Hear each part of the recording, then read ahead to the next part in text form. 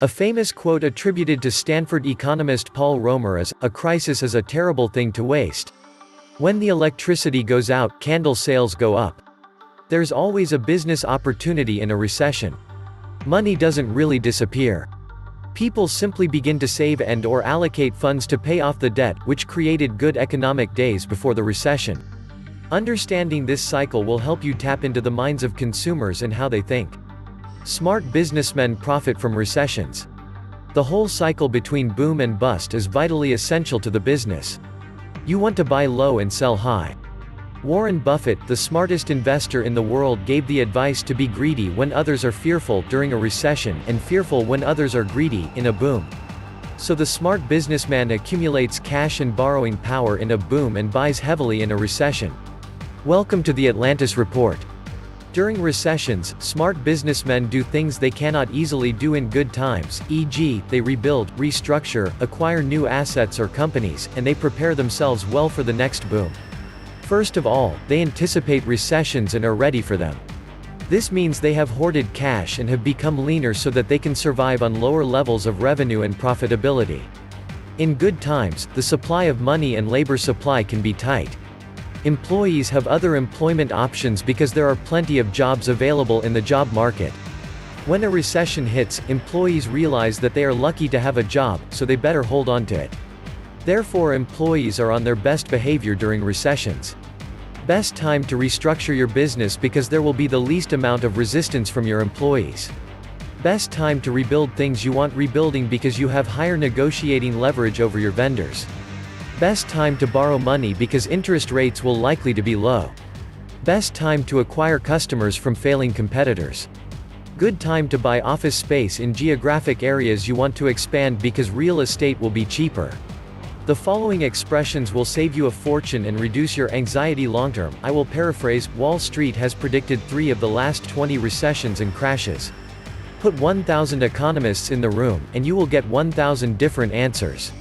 Market timing doesn't work. Stay the course. This quote from Warren Buffett sums it up. Stop trying to predict the direction of the stock market, the economy, interest rates, or elections. Welcome to the Atlantis Report. It's a recession when your neighbor loses his job, it's a depression when you lose yours. Harry Truman, U.S. President 1945–53, this quote from Truman is just as relevant today. In a recession, companies typically look to cut costs any which way they can, training budgets are cut, working hours may be reduced, and when the outlook is really bleak, jobs are cut too. These are the top 5 things you need to do in order to prepare for the looming recession. Number 1. Invest every month, regardless of whether markets are going up or down, into stock and bond indexes. Number 2. Raise your bond indexes as you age. Number 3. Reinvest your dividends.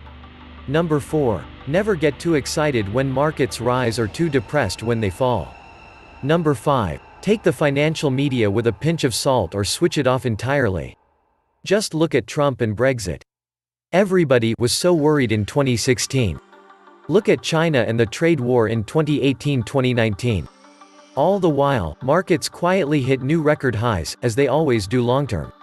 Fear is profitable for the media but not the average investor. The impact of a recession can last a lifetime. Recessions are likely to affect your income. At the very least, it will be much harder to push for a pay rise, but it can also have long-term impacts on your income that can last a lifetime. The risk is unusually high for new entrants to the workforce since it is in the early years of your career that you typically see the most massive jumps in salary. Starting a new job during a recession is likely to involve some compromise, perhaps starting at a lower level than you are qualified for or starting work in a completely different industry. Once you leave the workforce, your skills naturally diminish over time, and you become less attractive to future employers. And so it is vital that you continue to build your skills up. This applies whatever your age, fresh out of university, or after spending many years at work. Develop your skills, whatever the outlook is for the economy. When you are employed, take advantage of as much training that your company offers as possible. If you ever get made redundant, gaining access to these resources will be much more difficult and may come at a cost. Whether a recession is looming on the horizon or not, you should always be looking to improve and develop your skills. Of course, it looks great on your resume, but it can also open your eyes up to new opportunities in other industries or other occupations that are less prone to being cut during a recession. In order to avoid the risk that your long-term earning potential is hit, it is imperative that you build your skills. For someone close to finishing university, a sensible option, should a recession be imminent, might be to defer entering your career for a couple of years and do some further education. Career risk management.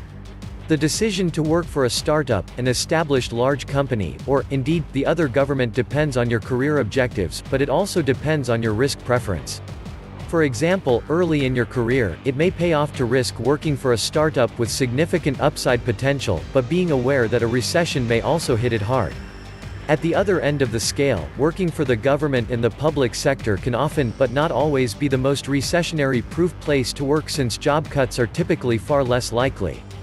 A recession can also throw up career opportunities. If you can position yourself ahead of the competition, a recession can be the perfect time to jump ship to a new or rapidly expanding industry. This may require moving to a different part of the country you live in, or to a different country entirely. A recession can also be the best time to start your own business.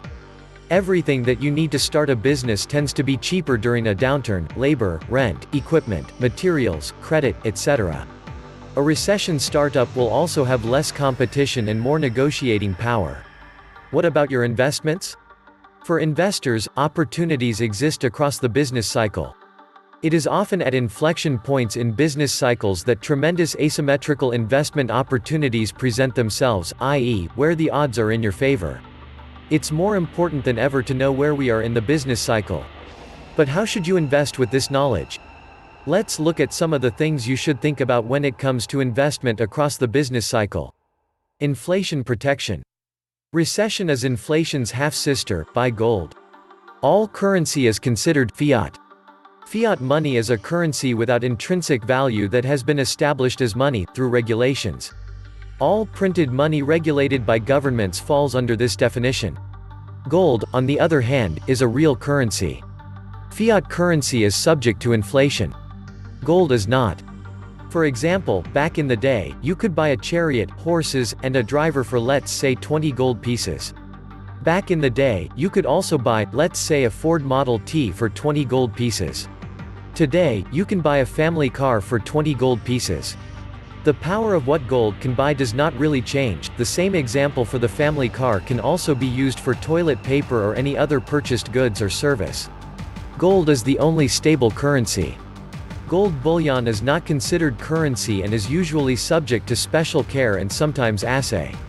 Minted gold coins qualify as currency. Both have lasting value.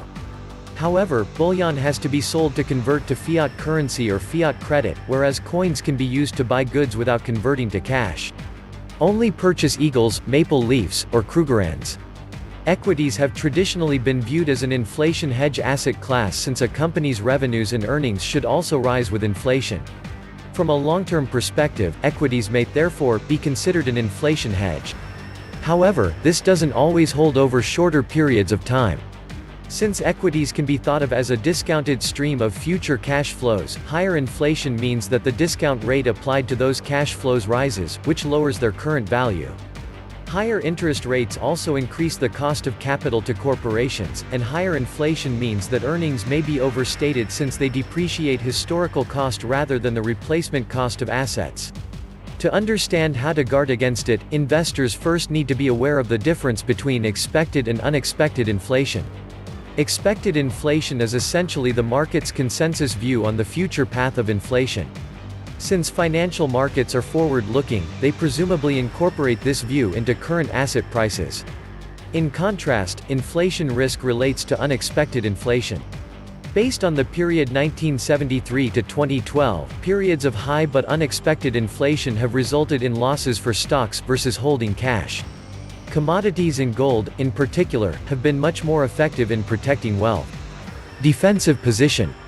If you anticipate that a recession could be closer and perhaps more profound than other people in the market think, then there are various ways you can reduce your risk exposure, both across equities and to different asset classes. Being defensive may involve moving some of your investments to companies and sectors that have traditionally done relatively well during recessions. These non-cyclical sectors tend to be in demand whatever the state of the economy. Examples include utilities, for example, water and energy companies, and consumer staples. Tobacco and beer consumption tends to change little during the economic cycle. Another option might be to move some of your wealth into cash. The advantage is that you are then able to react to opportunities, a market crash, for example. But remember, there is an opportunity cost in every decision you make. Moving all of your money to cash means you are not going to be able to capture any upside in the market, and that's where the next important point comes into play. Focus on the long term. Your investment horizon is one of the most important things. Are you investing for retirement or something else? When will you need to access some or all of your capital? With these questions in mind, it may not make sense in trying to time the top of the market if what matters is the value of your portfolio in 20 years. In fact, a drop in the stock market should be viewed as a gift, a chance to pick up assets on the cheap. Perhaps the best advice comes from the investor Warren Buffett: be careful when others are greedy and greedy when others are fearful. This means reducing your risk exposure when everyone thinks the economy can only get better and increasing your risk exposure when everyone says it can only get worse. It also means that you should not come under the influence of emotions and make any impulse decisions, for example selling your stocks if they take a dip. The economic trends are circular. Every period of prosperity is always followed by a briefer period of consolidation or recession, and that every recession is followed by an extended period of economic growth. This has been true throughout history, and there's no reason to think this won't carry forward into the future. It is the nature of people that creates these booms and busts, and until the nature of humanity changes, the economic cycle is something you can bet on. This was the Atlantis Report. Please like, share, and subscribe. Thank you.